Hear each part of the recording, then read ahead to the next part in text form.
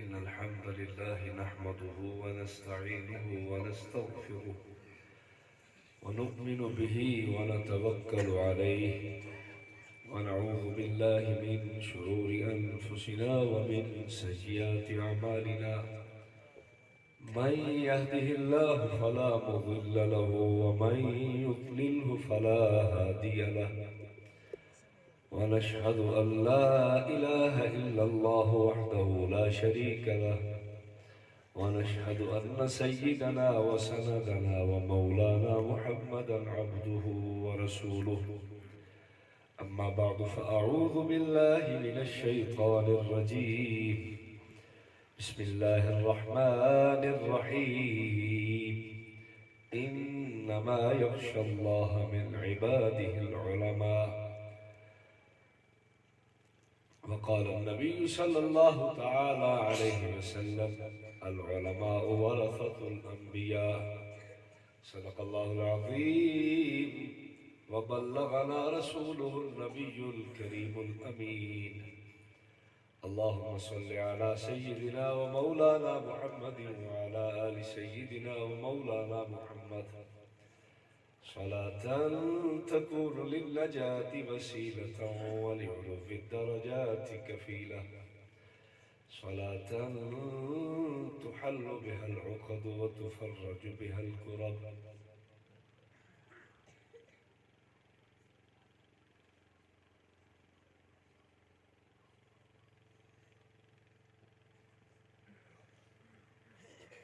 معززین و محترمین گرامی قدر سامعین بزرگان ملت شرفاء علاقہ حضرات علماء کرام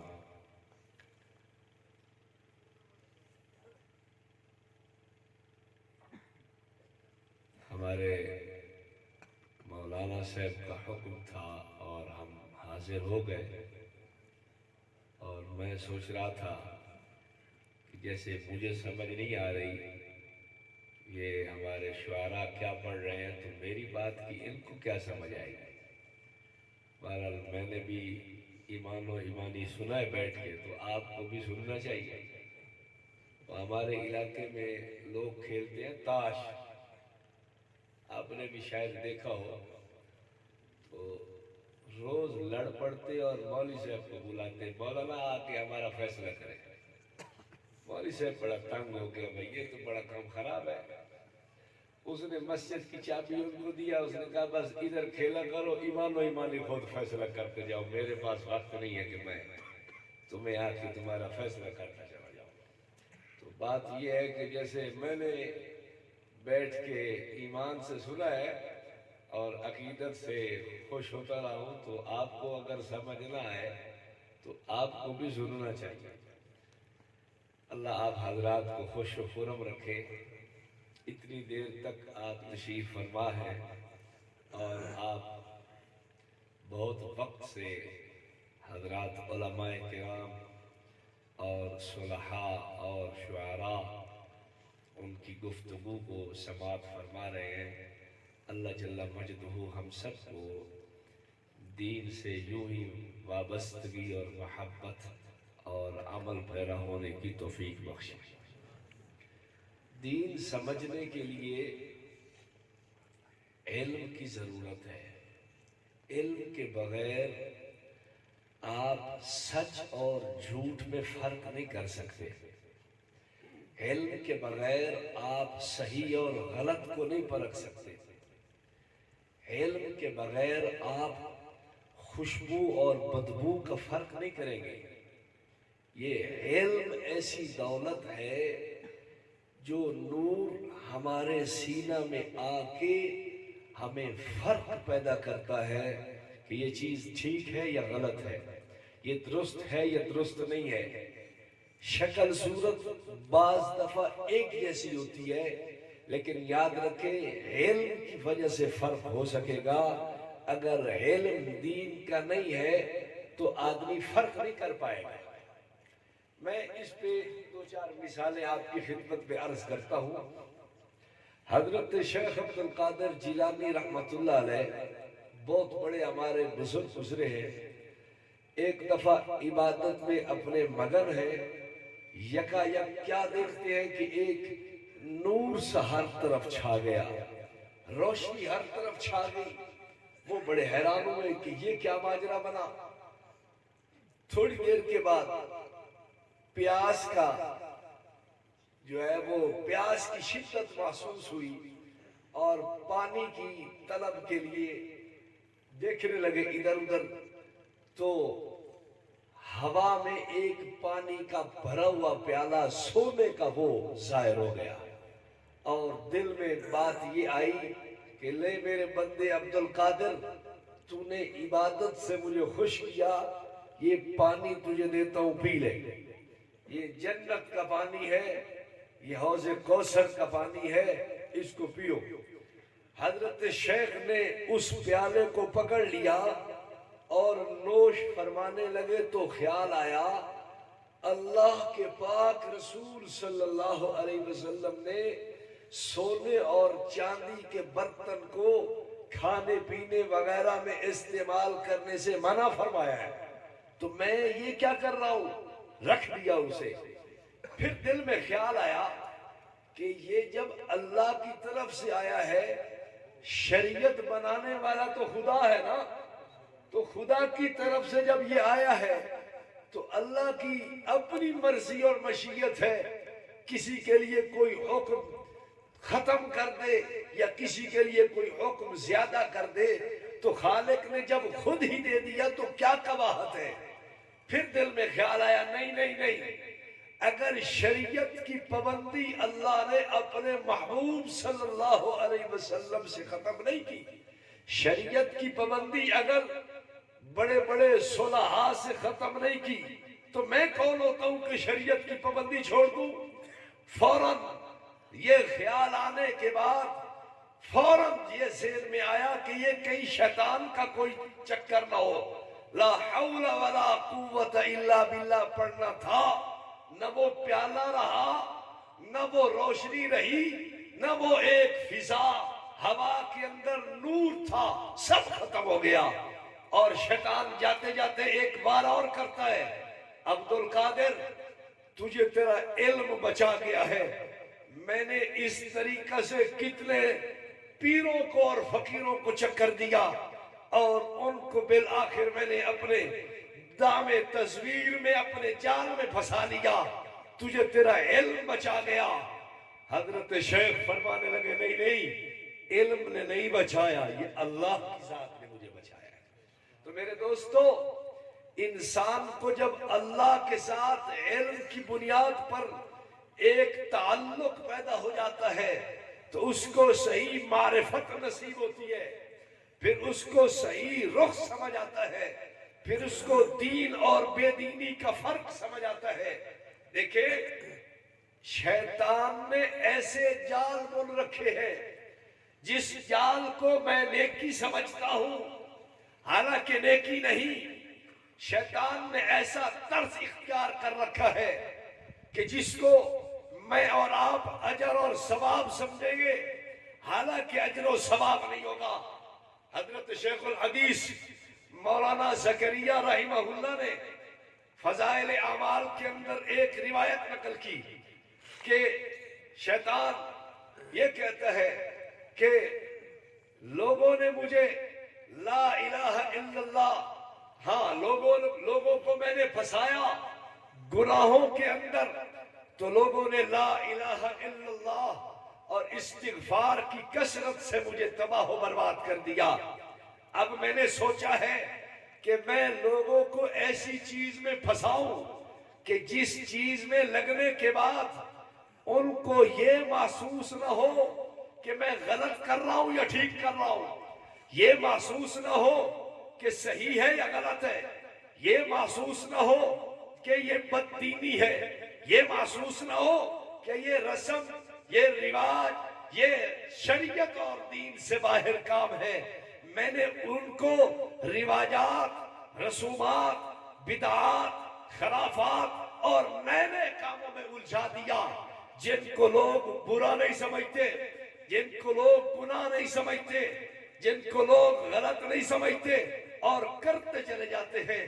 بالآخر نتیجہ یہ ہوتا ہے کہ فسوف تری اذا انکشف الغبار افرس تحت رجلک ام حمار.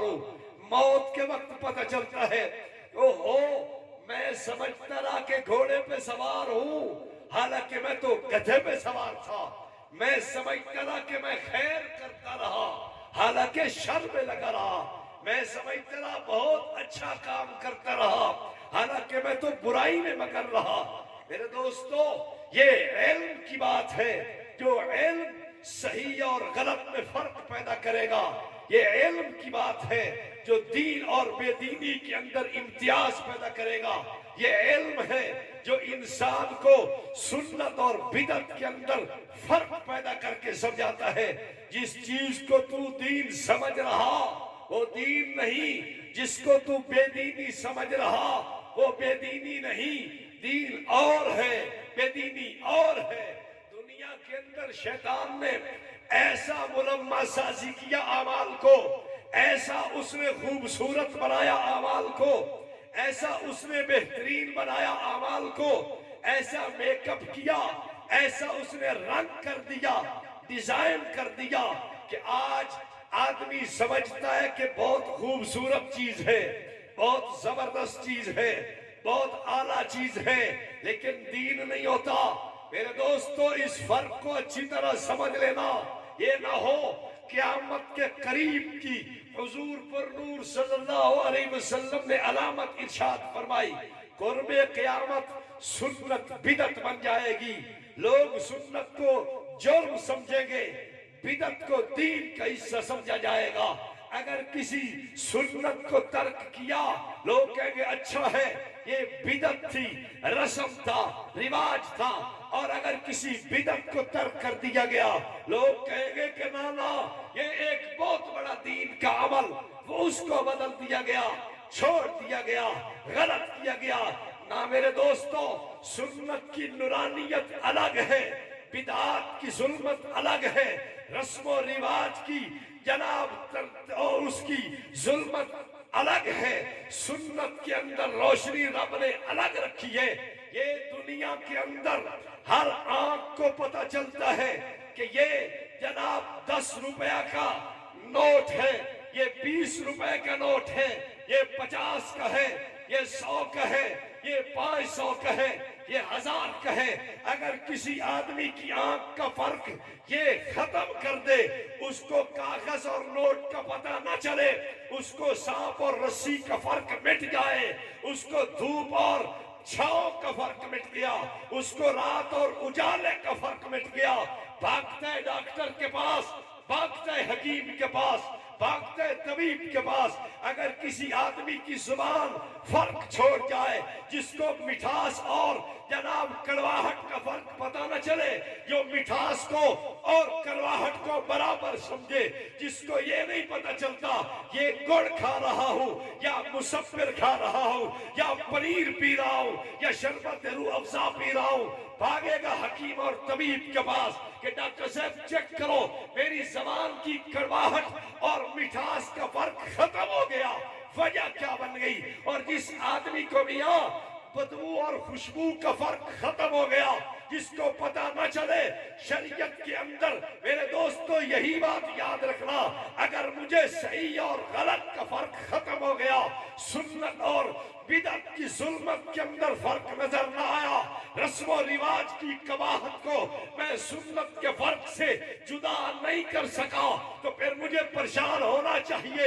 جس طرح آنکھوں کا فرق ختم کرنے والا جو ہے وہ پریشان ہے، زبان کا ذائقہ دور ہونے پر پریشان ہے، ناک کی اگر اس کی جناب سونگھنے کی حس ختم ہونے پر پریشان ہے، تو دین کی اگر حس مٹ جائے تو پریشان ضرور ہونا چاہیے. مجھے پریشان ہونا چاہیے کہ مجھے سنت اور ظلمت کا پتہ ہی نہیں چل رہا. میں جس آنکھ سے سنت کو دیکھ رہا ہوں اسی آنکھ سے ظلمت بھی ساتھ نظر آ رہی ہے. کیوں؟ ایک آدمی آپ کے علاقے میں، ہم نے اس کو برفی دی، ہم نے اس کو گلاب جامن دیا، ہم نے اس کو لڈو دیا، ہم نے اس کو جلیبی دی، ہم نے اس کو گڑ دیا، हमने उसको चीनी दी। कहता है मौलवी साहब के तो बहुत कड़वा है। आप कहेंगे ओ भाई कड़वा तो नहीं है, चलो दूसरे आदमी को चेक कराओ, तीसरा चेक करे, चौथे को चेक कराओ। लोग कहेंगे हाँ हाँ यार ये तो मीठी चीजें हैं, कड़वी तो नहीं है। तो फिर इस आदमी को क्या हो गया? आप सारे कहेंगे इसको तबीब के पास ले जाइए।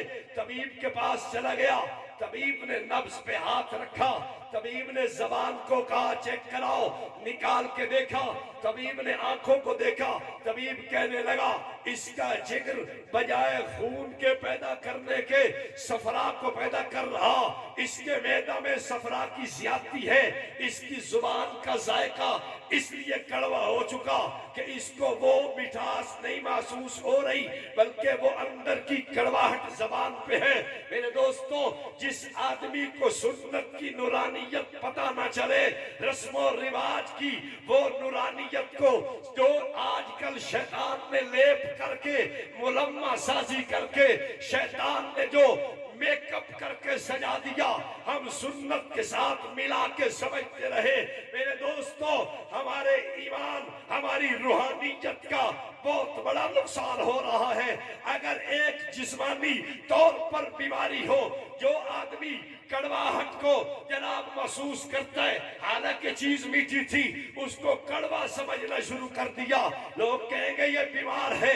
जिसको सुन्नत की नूरानियत का फर्क पता नहीं चल रहा, जो सुन्नत के नूर को भी जुल्मत के साथ मिला रहा है, जो रस्मों और रिवाज और बिदात और खराफात को सुन्नत की तरह रोशन समझ रहा है। मेरे दोस्तों, ये रूहानी तौर पर बीमार है, जैसे उसके इलाज की जरूरत थी, इसके इलाज की भी जरूरत है। मेरे दोस्तों, आज आप देखते हो 1 टके का मुलाजिम, 2 रुपए का मुलाजिम, 100, 20, 50 रुपए का मुलाजिम, वो तो अपने मालिक की नाफरमानी नहीं करता। मालिक ने कहा आज क्या पकाया जाए, कहते हैं जनाब जो आप पकाएंगे बस वही खाएंगे। आज भिंडी ना पका ले, कहता वाह वाह, भिंडी से बढ़ के तो सब्जी है ही कोई नहीं, ये तो सब्जियों में बहुत बड़ी आला सब्जी है, इसके अंदर क्या जायका, क्या लज्जत कुदरत ने छुपा दिया। छोड़ो यार, भिंडी कोई खाने की चीज है।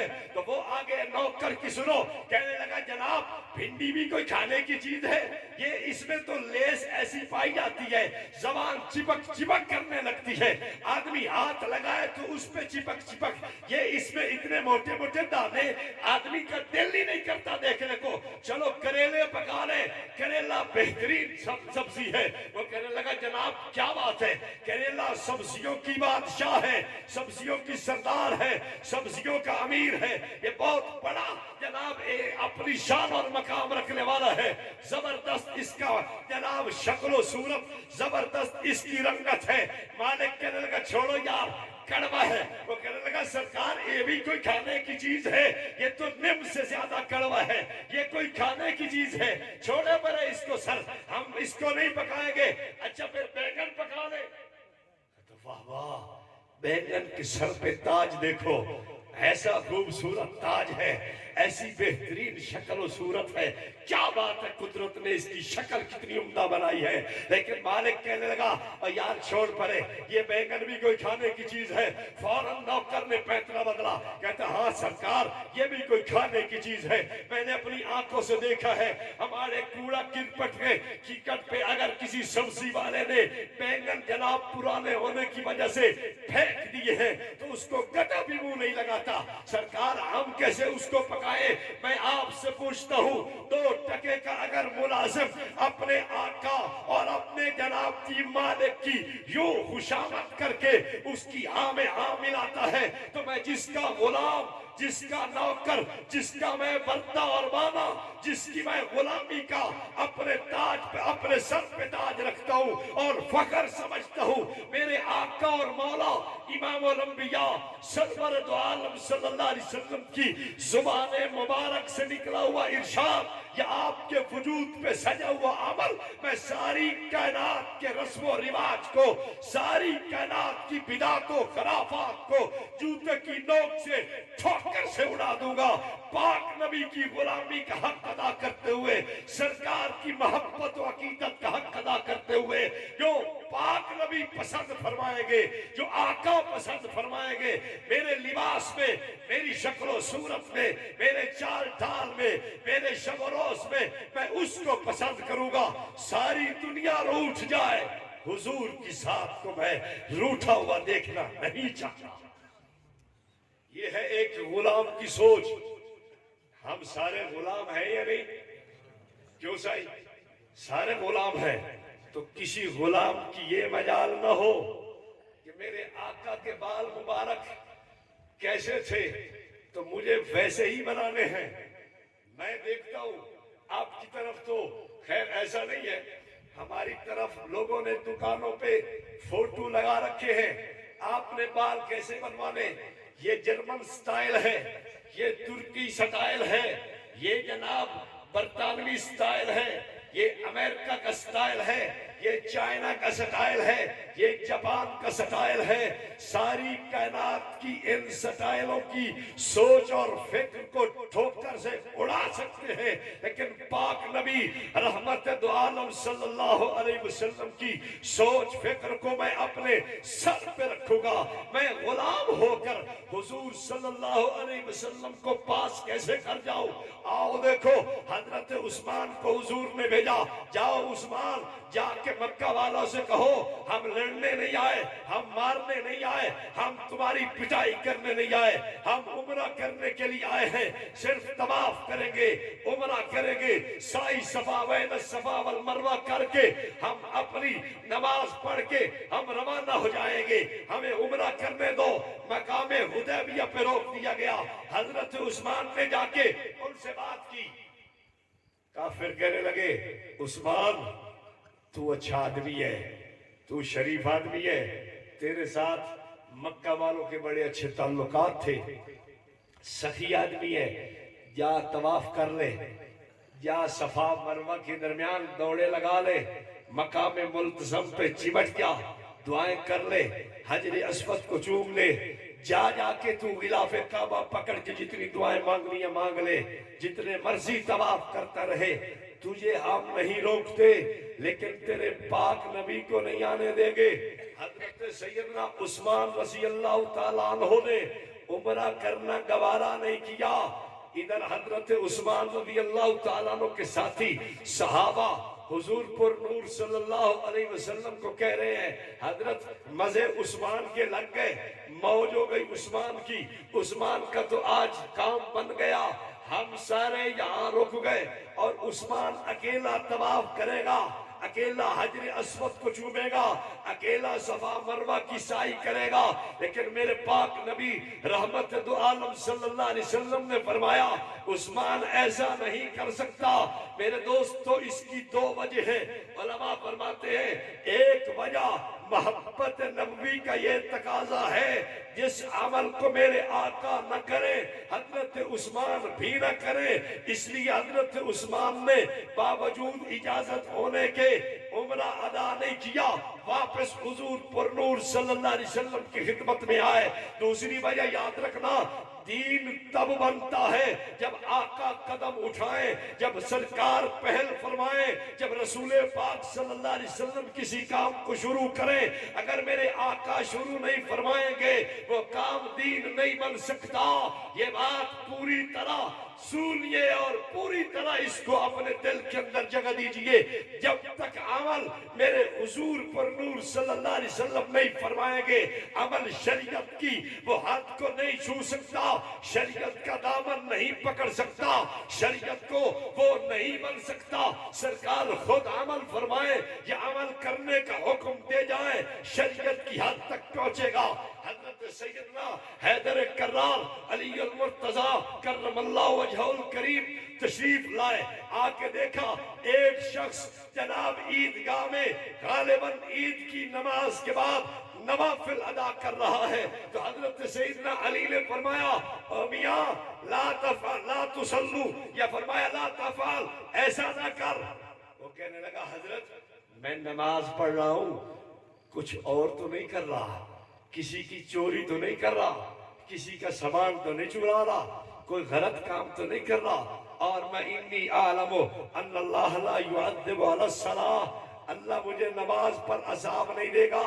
حضرت سیدنا علی رضی اللہ تعالیٰ عنہ فرمانے لگے، اور بات سن، وَإِنِّي لَأَعْلَمُ أَنَّ اللَّهَ لَا يُثِيبُ عَلَىٰ فِعْلٍ حَتَّى يَفْعَلَهُ رسول اللہ صلی اللہ علیہ وسلم او یحث علیہ۔ اور سن لے، اللہ اجر بھی نہیں دے گا جب تک حضور پر نور صلی اللہ علیہ وسلم نہ کریں یا سرکار کرنے کا حکم نہ دے۔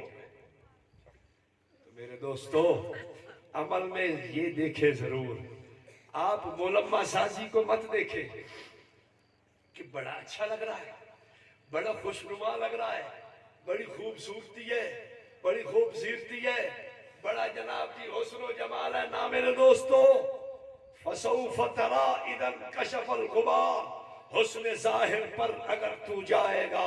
حضرت تھانوی رحمت اللہ علیہ کے خلیفہ مجاز حضرت خواجہ مجذوب فرمانے لگے، حسن ظاہر پر اگر تو جائے گا عالم فانی سے دھوکہ کھائے گا، یہ منقش سانپ ہے ڈس جائے گا، رہنا غافل یاد رکھ پچھتائے گا۔ دنیا کی زیب و زینت کو مت دیکھنا، دنیا کے حسن و جمال کو مت دیکھنا، دنیا کی خوبصورتی کو مت دیکھنا، دنیا نے جو مختلف اعمال پہ میک اپ کر رکھا مت دیکھنا۔ اصل حسن نظر آئے تو سرکار کے عمل کا نظر آئے۔ ایک میں مثال عرض کرتا ہوں، ایک آدمی کی شادی ہوئی، شادی کے بعد وہ نماز کے لیے گیا، صبح نماز پہ پہنچا، مولانا صاحب نے کہا یار بیٹھو تجھے چائے پلائیں، انڈے آ گئے، پراٹھے بن گئے، چائے پی، گھنٹے ایک لگا، گھنٹے کے بعد وہ گھر آیا، اس نے دیکھا گھر کی نوکرانی جو گھر میں جھاڑو دینے کے لیے بلائی گئی تھی، جو برتن صاف کرنے کے لیے بلائی گئی، جو سامان سیدھا رکھنے کے لیے بلائی گئی، وہ اس کی بیگم کے زیور، اس کے سارے اس کے کپڑے خوشنما پہن کے وہ بیٹھی ہوئی، اس نے ایک تھپڑ اس کو دیا، اے بے وقوف، میری گھر والی اس کے زیورات تو پہن کے بیٹھی، اس کے اجلے اجلے کپڑے تو نے پہنے ہوئے، تو یہ شرم نہیں آتی؟ اس نے کہا، چپ ہو گئی، رونے لگی، اتنے تک ماں آ گئی، بہنیں آ گئی، کیا وجہ بنی، کیوں مار دیا؟ اس نے کہا ماں دیکھو یہ نوکرانی کی ہمت دیکھو، زیور میری بیوی کے، کپڑے میری بیوی کے، اور اس نے پہنے ہوئے ہیں۔ بیٹا یہ نوکرانی نہیں، یہ تیری بیوی ہے۔ بیوی رات کو تو کچھ اور تھی۔ بیٹا یہ سب میک اپ کا کمال ہے، دنیا کی رسم و رواج میک اپ زدہ، میک اپ شدہ ہو کر اتنی چمک رہی ہے، سنت کا نور آپ کی آنکھوں میں اتنا سمایا ہوا ہونا چاہیے، ساری دنیا کے رسم و رواج اور میک اپ شدہ چیزوں کو آپ جوتا کی نوک پہ اڑا دے، لیکن سرکار کے حسن و جمال کا فرق آپ کو پتہ، اور یہ علم سے آئے گا، یہ مدرسہ آپ کو فرق دے گا، یہ علماء دیں گے، یہ صلحاء دیں گے، یہ بزرگان دیں گے۔ حضرت بات تو بڑی پشتوں میں فرما رہے تھے، لیکن کچھ تھوڑی تھوڑی بات مجھے بھی سمجھ آ رہی تھی، وہ میراث کا مسئلہ سنا رہے تھے، بات میں بھی لوگوں کو کہتا رہتا ہوں، لیکن میں اپنے انداز سے کرتا ہوں، چلو آپ کے سامنے بھی کر دیتا ہوں۔ میں لوگوں سے پوچھتا ہوں کہ آپ نے رسم و رواج کو بہترین بنا کے سنت کے ساتھ جوڑ دیا، سنت کا نور جیسا تھا تم نے میک اپ ویسا کر کے رسم کو ساتھ جوڑنے کی کوشش کی، سنت پہ اجر تھا، اس نے کہا بدعات پہ بھی اجر ہے، اذان کے ساتھ، نماز کے ساتھ، جنازے کے ساتھ، میت کے ساتھ، اصال ثواب کے ساتھ، مختلف جگہوں پہ رسومات کو جوڑ دیا، سنت کی نورانیت کے ساتھ ویسا میک اپ کرنے کی کوشش کی۔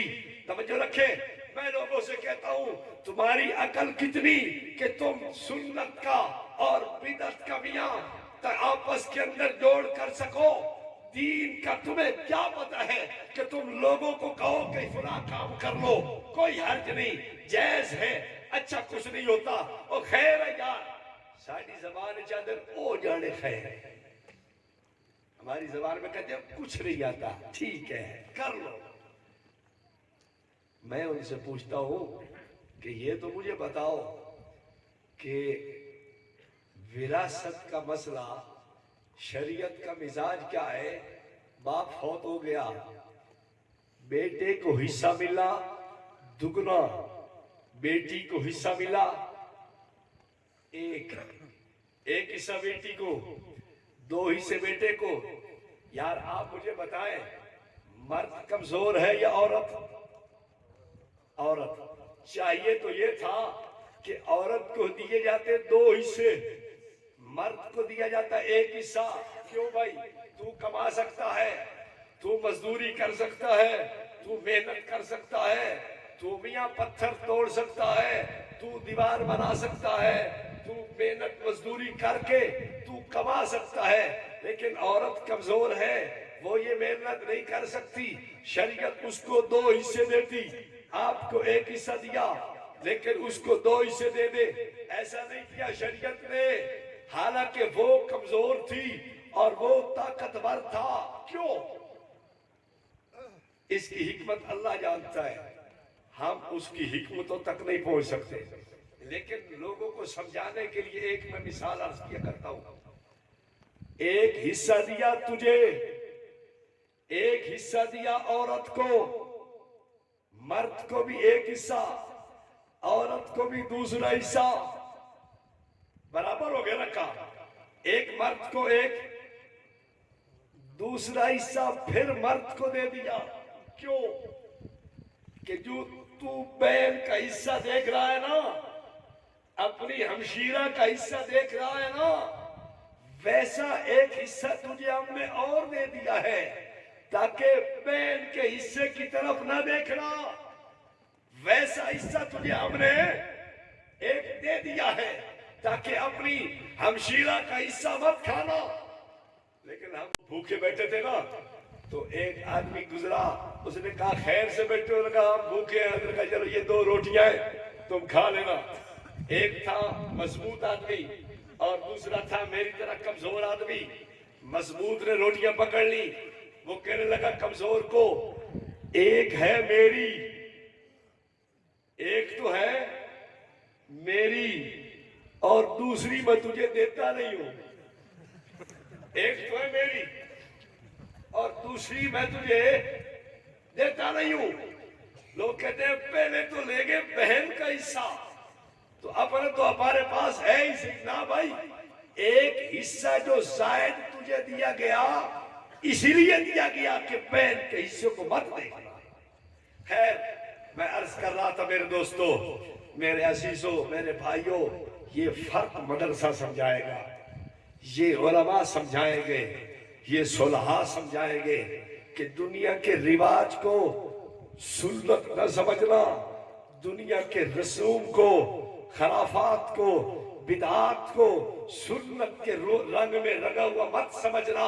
میں صرف چند باتیں عرض کر کے آپ سے اجازت چاہنا چاہتا ہوں، اس لیے کہ مولانا نے کہا کہ 45 منٹ ہو، تو 45 میں سے ابھی 10 منٹ باقی ہیں۔ میں چاہتا ہوں کہ بس اپنی گفتگو کو ختم کروں۔ 3 شرطیں یاد رکھیے گا، 3 باتیں ذہن میں رکھیے گا۔ نمبر 1، نبوت کا عمل ہو، سرکار کا عمل ہو، جتنا تھا اتنا رکھے، اس عمل میں 1 ذرے کا اضافہ مت کرے۔ ترمذی باب ما جاء فی تشمیت العاطس جلد 2 صفحہ 103، مشکات جلد 2 صفحہ 420۔ حدیث حضرت عبداللہ بن عمر رضی اللہ عنہ تشریف فرما ہے، ایک شخص کو چھینک آئی، اس نے چھینک کے بعد کہا الحمدللہ والسلام علی رسول اللہ۔ حضرت عبداللہ بولے قلنا الحمدللہ قلنا السلام علی رسول اللہ، ہاں ہاں میں مانتا ہوں، پاک نبی پہ سلامتی اترتی رہے، رحمت اترتی رہے، خیر اور برکت کا نزول ہوتا رہے. وَلَيْسَ هَكَذَا عَلَّمَنَا رسول اللہ صلی اللہ علیہ وسلم. لیکن آقا نے ہمیں یوں نہیں سمجھایا. ہمیں سمجھایا ہے فقط الحمدللہ. یہ السلام علی رسول اللہ کا جملہ میں زیادہ نہیں پڑھنے دوں گا. میرے دوستو، دین جہاں تک تھا وہی تک رکھنا.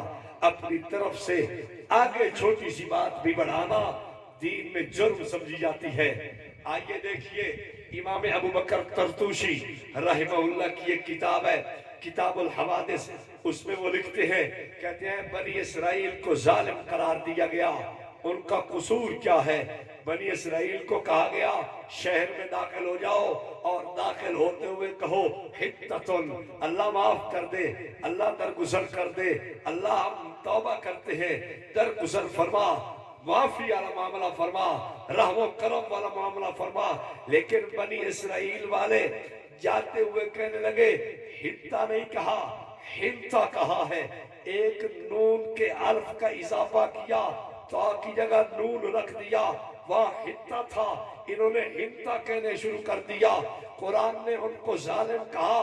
دیکھیے پہلا پارہ، فَبَدَّلَ الَّذِينَ ظَلَمُوا قَوْلًا غَيْرَ الَّذِي قِيلَ لَهُمْ فَأَنزَلْنَا عَلَى الَّذِينَ ظَلَمُوا رِجْزًا مِّنَ السَّمَاءِ بِمَا كَانُوا يَفْسُقُونَ.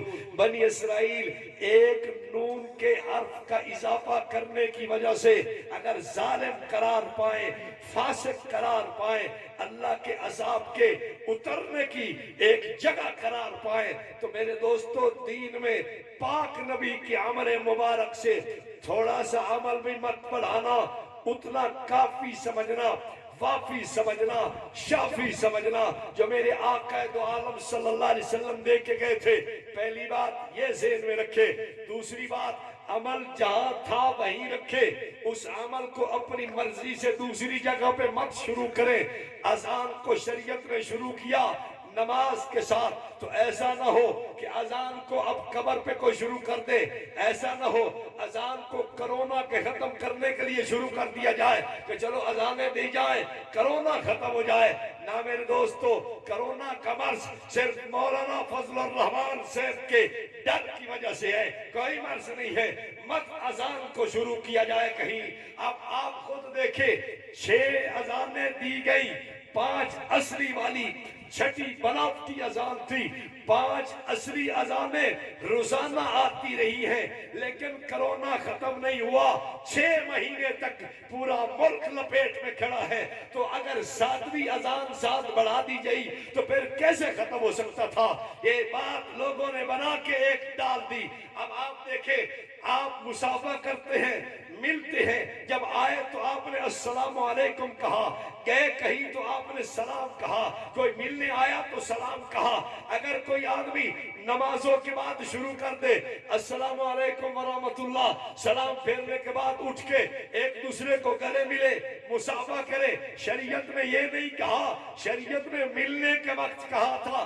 آپ کہیں سے آئے، کہیں گئے، کوئی آیا، کوئی گیا، کوئی ملنے آپ سے آیا، ٹھیک ہے آپ اس سے ملنا، ٹھیک ہے، اجر اور ثواب ہے. لیکن شریعت کا یہ مزاج نہیں کہ آپ اس کو اٹھا کے نمازوں کے ساتھ جوڑ دے. جو عمل جہاں تھا اس کو وہیں رکھے. یہ کون ہے؟ ان کو حضرت سالم بن عبید کہتے ہیں رضی اللہ عنہ. ترمذی میں روایت موجود ہے، مشکات میں روایت موجود ہے. ایک شخص کو چھینک آئی، چھینک کے بعد وہ کہنے لگا السلام علیکم. حضرت سالم بن عبید ناراض ہو گئے. اب اس نے کوئی برا تو نہیں کہا.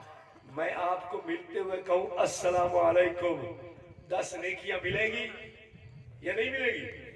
مل جائے گی.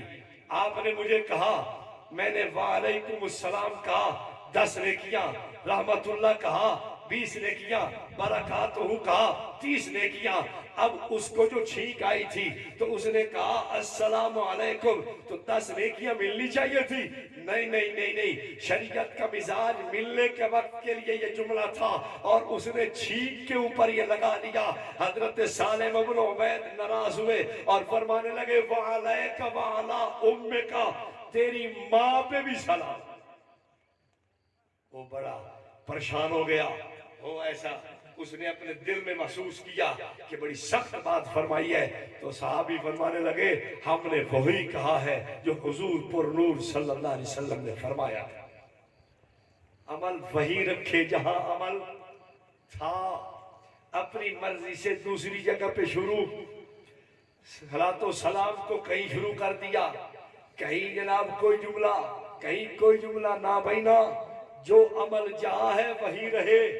اور تیسری اور آخری شرط، بس تفصیل میں زیادہ نہیں کرتا چونکہ آپ لوگ بھی بہت سارا سفر دور دراز سے کر کے تشریف لائے ہیں اور آپ کافی دیر سے تشریف فرما ہے، آپ لوگوں کا پتہ نہیں کتنا مزاج ہے، ہمارے ہاں تو لوگ تھک جاتے ہیں، پتہ نہیں آپ تو شاید نہ تھکے، ہمارے لوگ تھک جاتے ہیں۔ خیر، آخری بات، عمل جیسا تھا ویسا رکھے، عمل انفرادی تو انفرادی، عمل اجتماعی تو اسے اجتماعی، انفرادی کو اجتماعی نہ بنائیں، اجتماعی کو انفرادی نہ بنائیں۔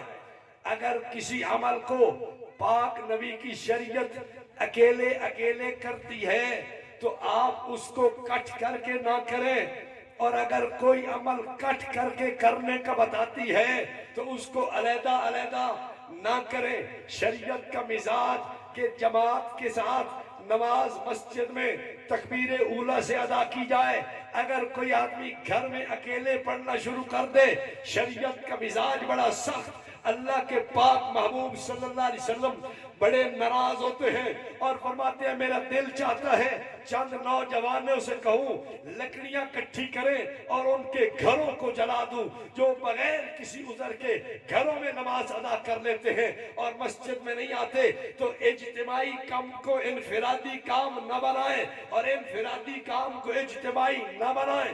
بخاری مسلم دونوں میں روایت ہے، حضرت عروہ بن زبیر اور حضرت مجاہد کہتے ہیں ہم مسجد نبوی میں داخل ہوئے، والناس یصلون الضحیٰ، لوگ چاشت کی نماز پڑھ رہے تھے، اور حضرت عبداللہ ابن عمر کان جالس الی حجرت عائشہ رضی اللہ تعالیٰ عنہ، وہ حضرت کان جالس الی حجرت عائشہ، وہ حضرت عائشہ کے حجرہ کے پاس تشریف فرما ہے۔ ہم نے پوچھا حضرت ان کی نماز کے بارے میں آپ کیا فرماتے ہیں؟ فقال بدعۃ، یہ ناجائز عمل۔ کیوں؟ امام نووی نے نیچے اشارہ میں لکھ دیا، بھائی چاشت کی نماز حضور صلی اللہ علیہ وسلم نے پڑھی ہے، ثواب بھی ہے، اجر بھی ہے، ترغیب بھی ہے۔ صحابی نے اس کو بدعت نہیں کہا، صحابی نے بدعت فرمایا تو کس بات کو؟ لوگ اکٹھے ہو کے پڑھ رہے تھے، لوگ اجتماعیت کے ساتھ ادا کر رہے تھے، لوگ اس کو مسجد کے اندر اجتماعیت سے اظہار کر رہے تھے، اس کو بدعت کہا۔ علیحدہ کام کو اجتماعی نہ بنائیں، اجتماعی کو علیحدہ نہ کریں، جیسا شریعت کا مزاج ویسا اس کو رکھا جائے۔ ایصال ثواب کا کام اچھا کام ہے لیکن انفرادیت کے ساتھ ہے، اجتماعیت کے ساتھ نہیں۔ جنازہ اجتماعیت کا کام ہے، انفرادیت کا کام نہیں۔ اجتماعی کو انفرادی نہ کریں، انفرادی کو اجتماعی۔ اللہ تعالی ہم سب کو بدعات اور رسومات کا فرق ذہن میں رکھنے کی توفیق نصیب فرمائے۔ بس تھوڑے سے وقت میں تھوڑی سی گفتگو کر سکا ہوں۔ اللہ رب العالمین ہمیں حضور پر نور صلی اللہ علیہ وسلم کی سنت طیبہ والی زندگی نصیب فرمائے اور ہر ایک موڑ اور مقام پر سرکار کے سنت عمل کو تھامنے کی توفیق نصیب فرمائے۔